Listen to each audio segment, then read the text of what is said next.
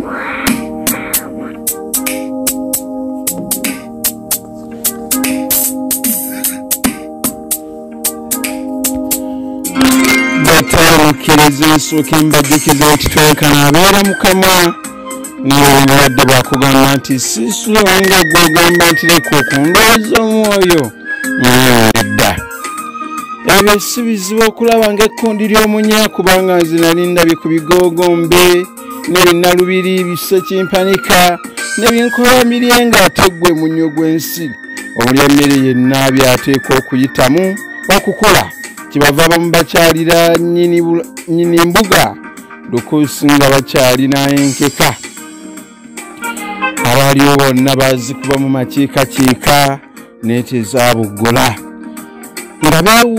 nga beewuunuunya empindu erobeera olumbi wamu okulaga ennaku emboozi eyo bataayi mukkirize mugaane yali yawulutta yali yeehagira omubojjera bamulya bigagu bamanye ensi engeri wamma bwetawenneena nsooka okubeera nga neebaza omukyala Nandawulo Olivia Nambi yeddira nkerebwe ate okubeera nga tutuusaako akatabo kaffe ak'olunaku lwaffe luno olwaleero nanga mutya mwenna mwanno abalidde ebitaliika oba abagudde ku kigoye weezinge abagudde ku ntabatika abagudde ku kyuko mpolizi mwenna tunaabagamba nti manti ate namwe abafunye birungi okufaananako ng'oli oba bali mu mbeera ayagaliko leka ng'omulungi ayimba oba bali mu mbeera ey'ensawo abalina ensenda matama nga mwambala bugwina bw'ati alabye wamma ku kadingisa ka Lwalanda namwe tunaabagamba nti muyogayoge era mubeere nga wamma mufuna ebyo muteekwa okubeera nga mufuna nebaza omukyala Nandawulo Olivia Nambi ate okubeera nga yeewuuyo yasalawo okubeera nga tutandika okubeera nga tutunuulira obutabo obw'enjawulo okuviira ddala eri yonna gye twatandikira n'olwekyo omukyala Nandawulo Olivia Nambi ate weebale nnyo weebalire ddala oba tugenda kubeera nga tutandika akatabo ka Paulo Kirimutu. Akatabo kano kawandiikibwa omwami amanyiddwa nga Kurana Makalinda era omuwandiisi ono amanyikiddwa nnyo. Omwami ono awandiise ebitabo ebiwerako omuli obutabo nga Bazibumbira omuli obutabo obulala obw'enjawulo bwe tujja okugenda nga tutunuulira empolampola oba oliawo bwe tunaaba tufundikidde akatabo kano. Ekyo nno ke kano akanyumiro kaffe akanantabuulirirwa naye nga butereevu tugenda kubeera nga tutandikirawo akatabo.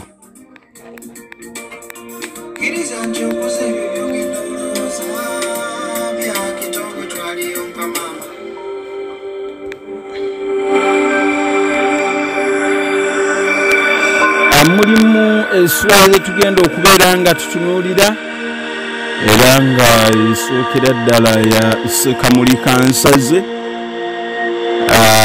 eyokubiri emizimu gy'abajjajjaabo gikuwerekere Paulo,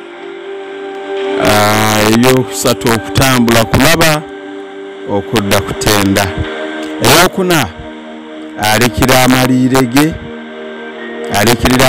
ge, eyokutaano akali amaggwa, ey'omukaaga nze omuweereza omwesigwa, ey'omusanvu ofunda n'omuliika, ey'omunaana nkokonjeru, ey'omwenda Paulo mu mbuga y'ekika, ey'ekkumi emwanyi gye weesiga, ey'ekkumi n'emu agenekera atumasa, ey'ekkumi n'ebbiri Katayira hanyumiza abasomi, ey'ekkumi n'essatu etugenda okufundikira nayo Kirimutu kimanyibwa nnyini kyo. Olwekyo bataayi awatali kwonoona yadde, awatali wamma oba oliawo kwonoona yadde eddakiika ey'obudde, mukkirize mbagambe nti nze Batti Ndyaba Amaga Kaddu Balige yankoona Amusubba wamukoleza busumaawa. Tugenda kutandikira wano akatabo oba essula yaffe esooka. Sekamuli kansaze. Mu kubuulirira kwe Reverend Yeremiya Zidda Walime yayogerera eddakiika nnyingi nga tasalako. Yali akyeyongera okwogera mu ngeri eyo, amalusu ne gamutuga n'akolola. Olwo n'aggyayo akatambaala k'ekikuusikuusi n'asangula ku mimwa gye egy'akababi. Ng'amaze okumira amalusu, omusumba yasiriikiriramu okumala akaseera, n'alyoka akangalalako mpozi abantu beeyongera okumulaba. Awo n'alyoka yeeyongera mu maaso n'okubuulirira. Abooluganda mu Kristo, Sitaani yalwanye olutalo n'omuvubuka ono, era kubanga omuvubuka ono teyaddukidde eri Yesu. Sitaani yamuwangudde. Ffenna tumanyi bulungi kitaawe wa Pawulo ono Bazibumbira, omusajja yafanga mu Kristaayo mulungi. Yatuukiriza obuvunaanyizibwa bwe ng'omuzadde. Omwana ono afudde. Yazaalibwa mu mateeka ga kkanisa, yabatizibwa era yasibwako emikono. Bazibumbira yeereesa buli kalungi konna ng'aweerera omwana ono Pawulo. Omwana ono Katonda yamuwa omukisa n'asoma bulungi emisomo gye gyonna. W'emitala w'amayanja. Amaze okusoma Pawulo ono yafuna omulimu ogw'obuvunaanyizibwa, anti nga yayingiza banne bonna mu mirimu. Era Bazibumbira okugenda okwebaka emagombe. Omusumba yali akyongera okuliisa endiga ze. Ebbali awo ne wafubutukayo akasajja akaali ketembye obukete, ate nga kakongozza omumbejja n'amaalwa ne kamwamira, kyokka ng'olulimi kalinnyamu lulinnya enti, "Bwaza, nze mbuuza weze kuziika nandiki kuziikula abaafa edda. Ddamu bulaza, ndaba kuno okufa kw'ono omulenzi kubadde Sekamuli kansaze, si kyo baaba. Nze ŋŋamba akasajja kaali kakya taavujjana, ate neefubutukayo enwaŋŋuli y'omusajja n'akasindika eri n'akatujja ennume y'ekigo batu. Wabula olw'okuba kaali kakooye dda, olwagwa eri kaafuluuta bufuluusi. Bwe yalaba nga abadde amusibyeko akanyaaga awumudde, Levirani yasiimuula ku bugaalubindi bwe n'alyoka ayongera okuliisa endiga ze. Kyokka ekyennaku bannange, ddaba Sitaani bw'alwanaganye n'omwana ono. Omwana ono muyigirize. Omwana alina omulimu, amatendo. Bannange kambategeeze, nze kennyini nayimuka ne ngenda mu maka g'omugenzi Pawulo ng'akyali mulamu ne mubuulira ku bigambo by'obulokozi. Alabika yagaana okwatula. Amutegeeza nti ebintu eby'omu nsi muno byonna butaliimu. Ddala butaliimu. N'ate ggwe ng'okyalimu. Awo oli butaliimu. Abuyigirize, obulungi bw'omubiri, obugagga, ekitiibwa, byonna omubuulizi yabirabanga butaliimu, okuggyako nga tukulembeza Yesu. Omubuulizi tonyimba. Mukwano gwange oyo agalamidde wali, nakanda kumugamba ebyo nali ng'afuuyira endiga omulere. Era bw'ati afudde ng'omuddu wa Sitaani. Era ffenna kati tutya okumutuukirira. Singa weebuuza nti Pawulo oyo omulungi bw'atyo lwaki yeetuze? Ekyoku kuddamu kiri kimu maali ga sitaani. Era bwetyo ekkanisa eganye okusabira omujeemu ono, kubanga Mukama waffe agamba nti alineegaanira mu maaso g'abantu nange ndimwegaanira mu maaso ga Kitange. Kyokka abooluganda, ekkanisa ekkiriza okujja wano okusabira mmwe abali wano mujeemulukuke mukyukire Mukama. Bano bakambuwadde kati teri musabira. Era bannange neebaza Mukama, nange nali mwonoonyi, nali mwenzi, nali mubbi, nali nyambala ensiriba mbuzimpe ebyobugagga, nali wa busungu, nali mulyaza amaanya, nali n'amayembe. Ensiriba baategeeza yiriza yalina n'amayembe.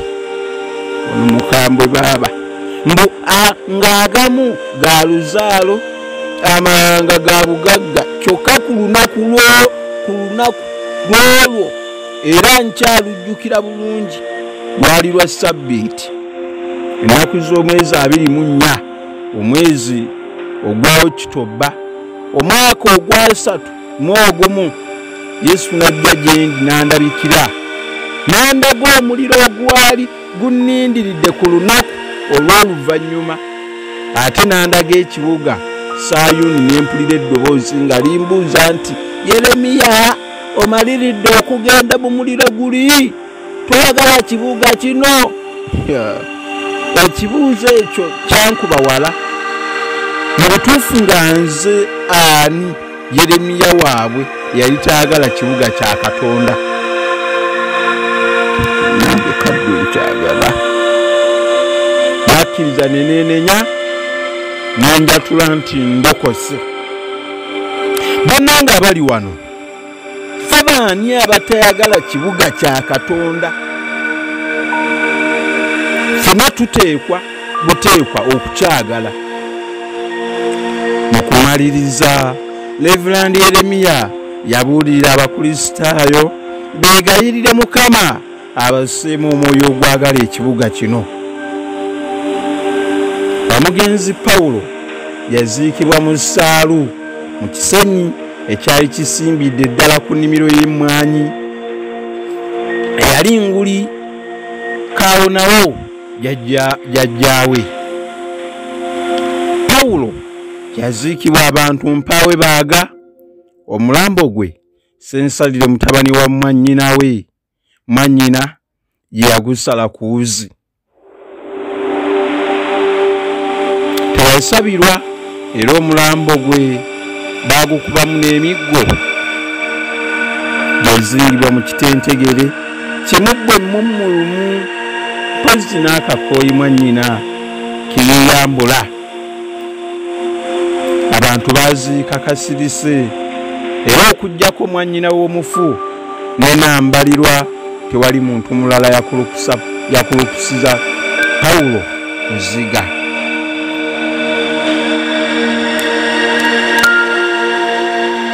Temwerabira nti omuntu yenna bw'akeeranga enkya ne yeetoga, omulambo ogwo ng'akalombolombo baba baguwanula waggulu, balina okusooka ne bagukubamu emiggo.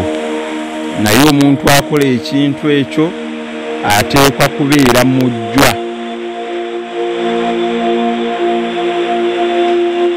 Bw'abeera omuntu omulala n'aguwanulayo, kiwanoozibwa nti omuntu oyo naye ajja kwetuga. Era ebintu ebyo nno mubigenderere biraka. Era omuntu afaanana atyo tebamuteerako musika. Bw'otubiwakanya abajjukira ebyafaayo, nina ebyafaayo bye nandinnyonnyodde. N'olwekyo ffe wano ng'obuwangwa tukitwala nti omuntu bwe yeetuga, omuntu bw'akola ki, tetuteekeddwa muteerako ate musika.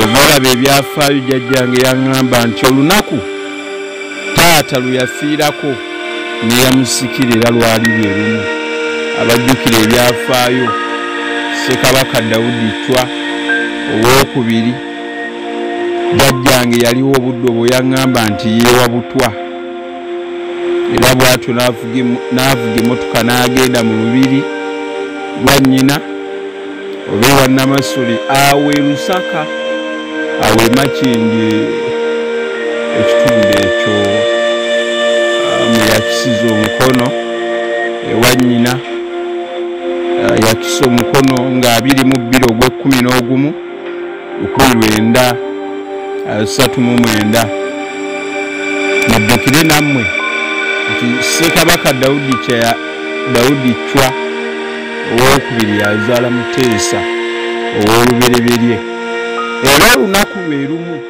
nga 22 ogw'ekumi Ssekabaka Muteesa n'akisa omukono era naye yakisa omukono bwali butwa.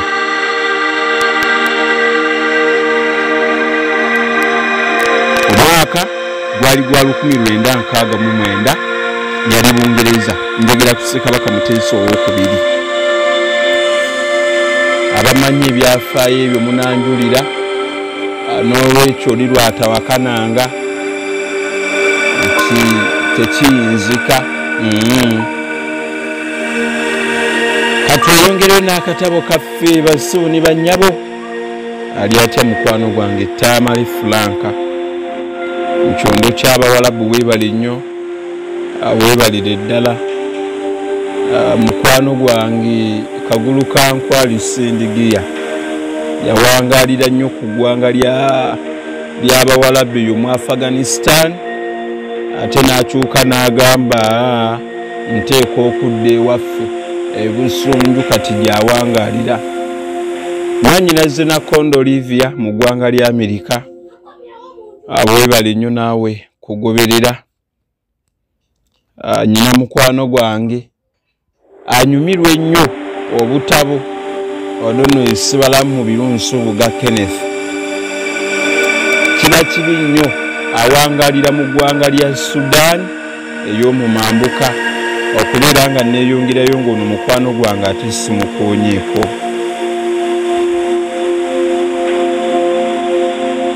Abanyumirwa obutabo buno mujja tusanga ku mukutu gwaffe gwa YouTube channel ogenda n'osubscribinga n'ogyagala n'ogoberera neeyongeddeyo n'akatabo.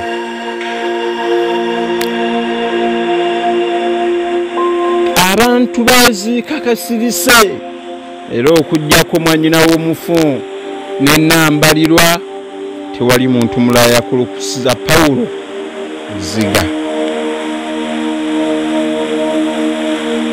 Kannambalirwa kaali kakwano ka Pawulo kadda era yali yakafunyisa n'olubuto nga kakyali mu ssomero olwo nga ye yakakomawo okuva emitala w'amayanja. Kazaala omwana kyokka bambi omwana yafa nga wa myezi 3 kyokka kitaawe waako Perezi yeegaanira ddala era yagaanira ddala okuddayo okukaweerera. Amanyi yali musajja lwambazuulu kaali kawala ka katakettake ka kitema nga kalina ekyenyi kya lubiri n'enviiri z'amasadde. Enviiri zaako zaali zitankuuse era nga zijjudde ebisubisubi. Kaali kambadde bulawuzi ya bbululu omusiiwuufu era nga njulifu mu nkwawa. Wansi kakubiddeko ekiwalume kaali katudde wansi nga kakutamye mu nkolokolo ya kasagazi kokka akaali mu ssaalo eryo nga kawumuza ekyenyi kyako ekyempu mu kibatu eky'omukono gwako gwa kkono. Buli kaseera nga kafukumuka amaziga ekimugunyu era eno nga bwe kanyiza mu kikubiro ekyomuwalume bambi toyinza butakaaba. Mwanyina w'omufu yali akatudde ku lusegere nga bw'akagumya, era omufu yagwereddwako ettaka. Mulamu waako ono yakawembejja n'akatuusiza ddala ku ntaana okuyiwa ku ssaalongo waako ettaka. Jjukira omuwala ono yali yayagalako ne Pawulo era n'amuzaalamu n'omwana, naye ekyembi omwana ono yafa. Kitaawe omuwala ono gwe baayitanga Perezi bwe yanyiiga teyaddamu kuweerera muwala ono n'ambalirwa, kati bambi ali mu kukaaba. Bwe kaatuuka ku ntaana ne kafukamirira ne katema omulanga mu ddoboozi ery'omwanguka nti woowe Pawulo, weeranze ekibaze wange, wasunguwalidde ani akwatuga? Twandimbuliddeko munnange. Bwe kaayiwako ettaka ku ntaana ne katalantuka ne kagwa nalyo ku malaalo kwennyininyini ne kazirika. Awo baasitulawo kasitule.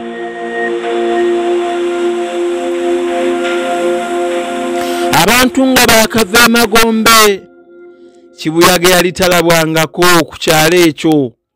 Yatandika okukunta, amatabi ne gawogoka, ebitooke ne bigwa, emiti ne gisiguka, obusolya bw'amayumba ne butikukka ku nnyumba.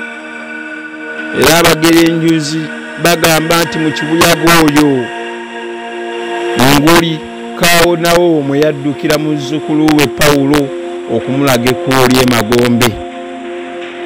Ekigambo nguli kitegeeza omuntu eyafa edda, bw'abanga yakafa abeera mugenzi. Kaakati ono nguli butereeva abajjajja wa Pawulo kati bagamba nti yali amuddukidde amunone, amwaniriza mu kkubo ly'emagombe. Ab'emagombe nabo beeyagala, bamanyi n'okwaniriza. Mwe ne bakugamba tukwa ku mazzi onaanywako, no bagamba nkyawulira obuko, muleke nsooke nfune kamere. Oli kyava akugamba okufa oli kuyita okwebaka.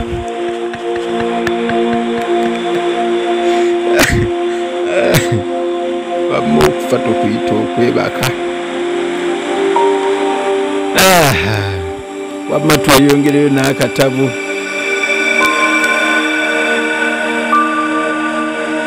Amangu ago ebire byatandika okwekuluumulula, eggulu ne libwatuka, ensi yaddugala bezigizigi, obudde bwonna ne bufaananira ddala akawungeezi Pawulo ke yatunnyirako ku nsi.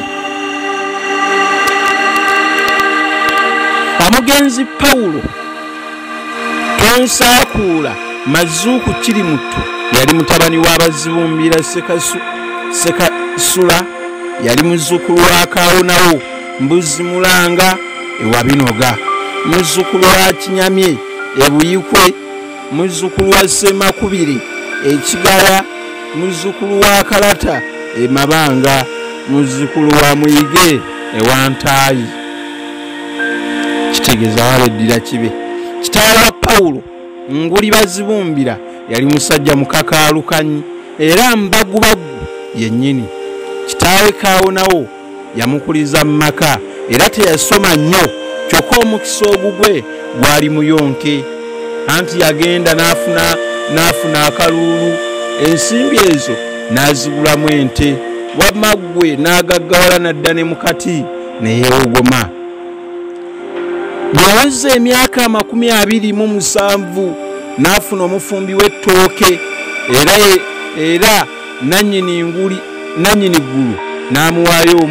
n'amuwaayo ne bumazeewo nga buubwo. Pawulo yali omugalanda. Bumazeewo mu Luganda lwaffe olwangu lw'emunyumirwa bubeera bwana. Kati bambi ono bwe yafuna omukyala Lugaba n'amuyamba n'amuwaayo ne bumazeewo nga ka Pawulo ke kaggalanda ke kaali kasembayo. Pawulo yazaalibwa ku lunaku olw'13 mu mwezi gwa Gatonnya mu mwaka enjala gw'omuwadde akatebe mwe yagwira. Olunaku olwo lwakyanga olunaku olulala lwonna, kyokka awo nga mu Kalasamayanzi akasana kaatandika okubaaluuka okusinga ennaku endala zonna, era okugenda okutuuka mu ggwangu nga kazuukusa ne kaweekwa eggangu, kitegeeza guba gwaka nnyo. Olwo abantu n'amayumba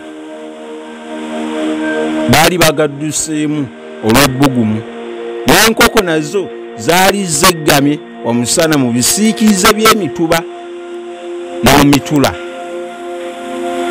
Olwo abantu bakyatenda ebbugumu, akasana kaakubamu, era okuva olwo kaayaka,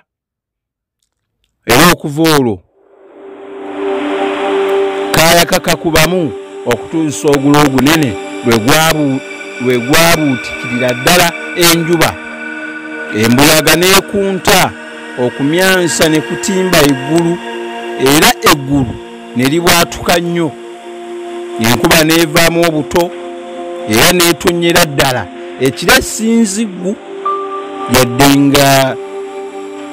yadde ng'ensaamusaamu ng'ensaamuseemu obudde bwasigala nga bwakinyika ggobe, era ne bweyongera okuzinzibalira ddala.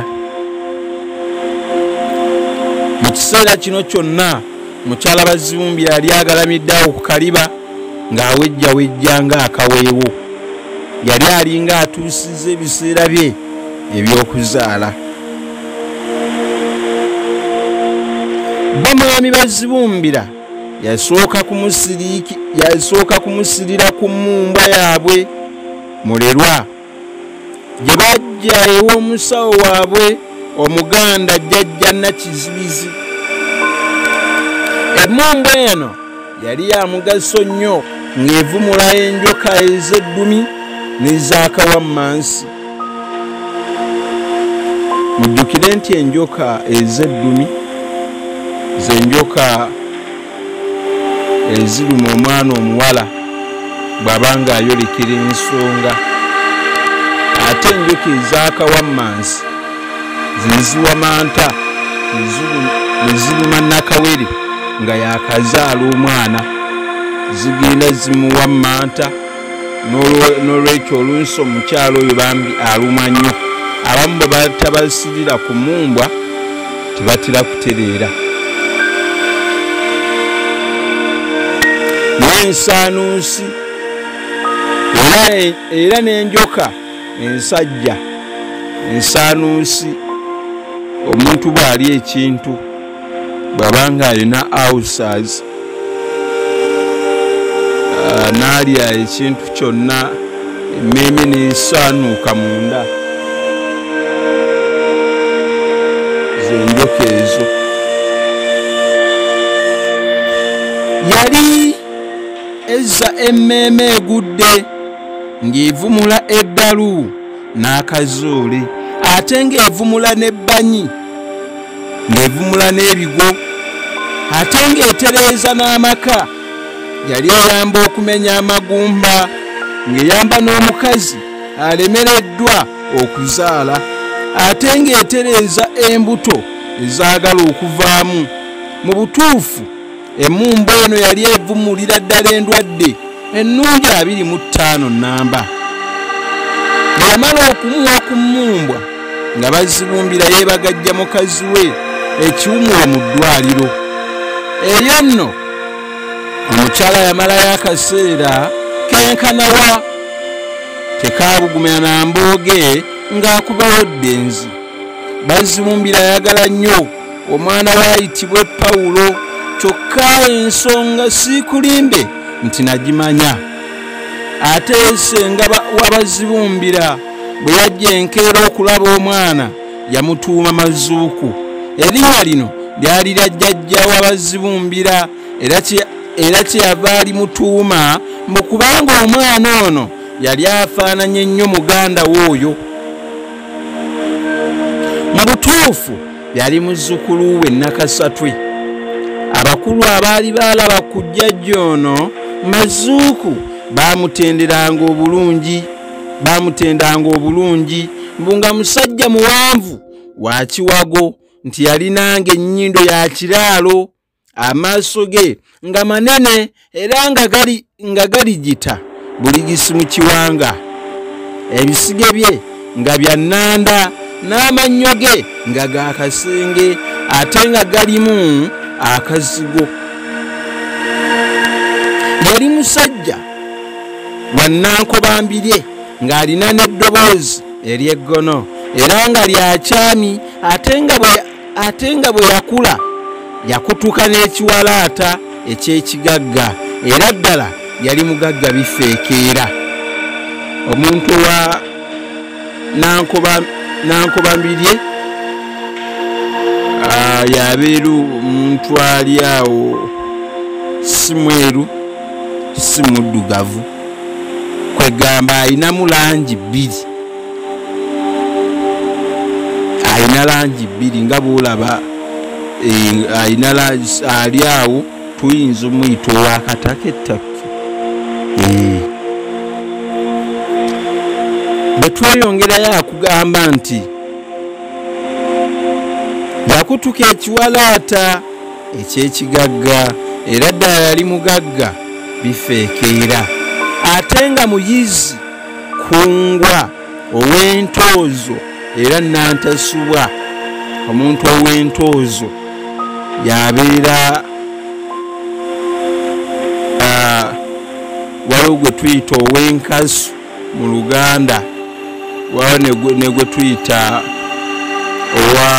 omuntu atatera kuteeba nga bw'akasuka effumu takwasa tumuyita ow'enkasu, ate bw'abanga muteebi tumuyita ow'entoozo. Yali mutabaazi omuzira kayingo nga tayimba yeereka atyo, omuzinyi Nakinku.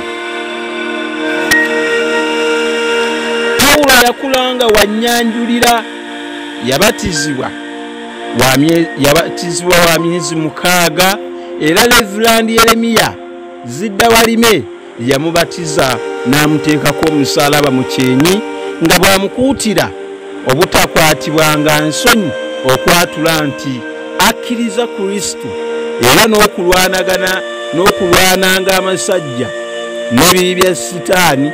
Awo yamwagaliza okubeera omuddu wa Kristo ennaku zonna ez'obulamu bwe.